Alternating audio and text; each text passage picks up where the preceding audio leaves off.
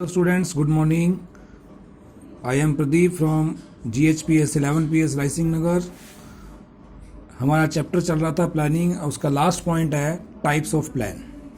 हमने पढ़ा प्लानिंग, उसके फीचर्स, इम्पोर्टेंस. उसके बाद हम पढ़ेंगे types of plan. Types of plan के अंदर जो प्लानिंग के टाइप्स होते हैं उसको हमने 2 पार्ट्स में डिवाइड करते हैं. पॉइंट फर्स्ट, स्टैंडिंग और repeatedly used plan.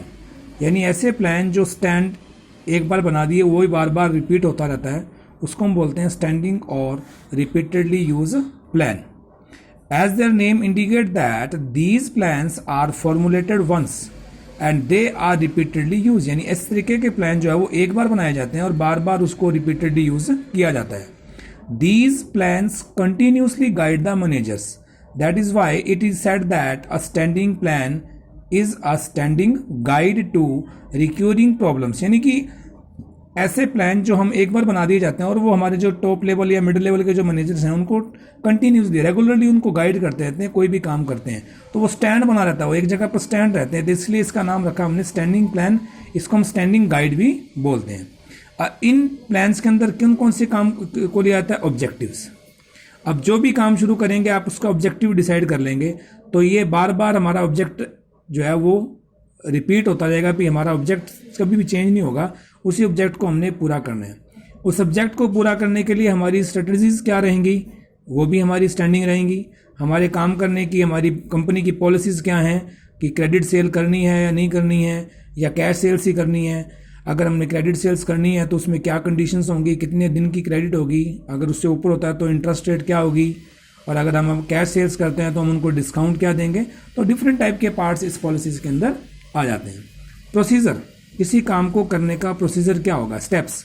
First step पे क्या काम होगा, सेकंड पे क्या होगा, ऐसे पूरे स्टेप जो है वो लास्ट तक कंप्लीट किस तरीके से होंगे. तो ये चीज़ें आपको पता लग रही होंगी कि ये चीज़ें जो है वो हम एक बार डिसाइड करते हैं तो बार बार रिपीट होती रहती है. ऐसा नहीं है कि एक काम किया तो ऑब्जेक्ट चेंज हो गया, एक काम किया तो पॉलिसी चेंज होगी, एक काम किया तो प्रोसीजर चेंज हो गया. No, these totals are standing. तो ये जो है रेगुलर मैनेजर को कंटिन्यूसली गाइड करते रहते हैं. सेकंड पॉइंट है सिंगल यूज और स्पेशल और एडॉक प्लान. सिंगल यूज नाम से क्लियर है कि सिर्फ एक बार यूज करने के लिए. तो these plans are connected with some special problem. यानी ऐसे जो प्लान्स हैं वो किसी स्पेशल प्रॉब्लम से रिलेटेड हम बनाएंगे. These plans end the moment the problems are solve. यानी वो प्रॉब्लम जो आई, हमने प्लान बनाया और प्रॉब्लम सॉल्व होगी तो plan finish. After having been used once there is no importance of these plans. यानी एक बार यूज कर लिया तो उसके बाद हमारे को इसका कोई भी यूज नहीं होगा फ्यूचर के अंदर.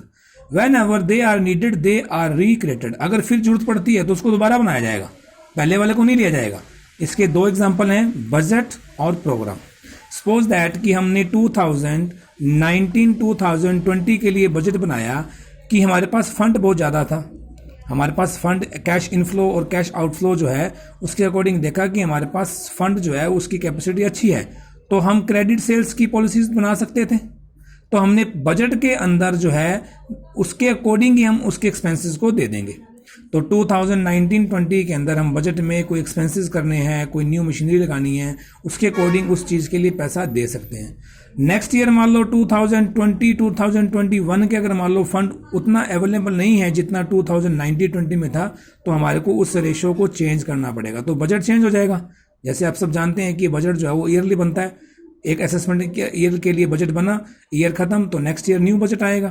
प्रोग्राम, प्रोग्राम क्या है, कुछ भी प्रोग्राम में ले सकते हैं आप. सपोज दैट कि कोई, अब इसका सबसे बड़ा एग्जांपल है कि मान लो स्कूल है. अब स्कूल के अंदर अगर हमारे को पता है कि हमारी जो स्टूडेंट्स की फीस है वो क्वार्टरली डिपॉजिट होगी, ये हमारी पॉलिसीज बन गई तो ये स्टैंडिंग है, लगातार चलती रहेगी. अब स्कूल का प्रोग्राम है, जैसे मान लो स्कूल में एनुअल फंक्शन है तो एनुअल फंक्शन के लिए जो हमने तैयारियां करनी है, स्टूडेंट्स ने तैयारियां करनी है, टीचर्स ने तैयारियां कर ली हैं, तो हमने डिसाइड कर लिया कि 5 दिसंबर को स्कूल में एनुअल फंक्शन है. तो 5 दिसंबर से पहले प्रोग्राम बनेगा, सारा कुछ होगा. 5 दिसंबर को प्रोग्राम जो एनुअल फंक्शन है वो फिनिश हो गया सक्सेसफुली, तो 6 दिसंबर को उस प्रोग्राम की जो प्लानिंग है वो सब खत्म, क्योंकि प्रोग्राम फिनिश, वो हमारा प्लान भी फिनिश हो गया. हमारा प्रोग्राम जो है जो था वो हमने कंप्लीट कर लिया। तो ये दो इसके मेन पार्ट हैं, बजट और प्रोग्राम। यानी सिंगल यूज प्लान, प्लान कोई काम आया उसको लिए प्लान बनाया, काम फिनिश, काम खत्म हो गया और उसके बाद हमारा प्लान भी फिनिश। तो ये दो पार्ट हैं इसके, स्टैंडिंग और repeatedly use plan, objective, strategies, policies, procedure जो स्टैंडिंग लगातार चलते रहेंगे, single use plan, budget and programme. Thank you very much.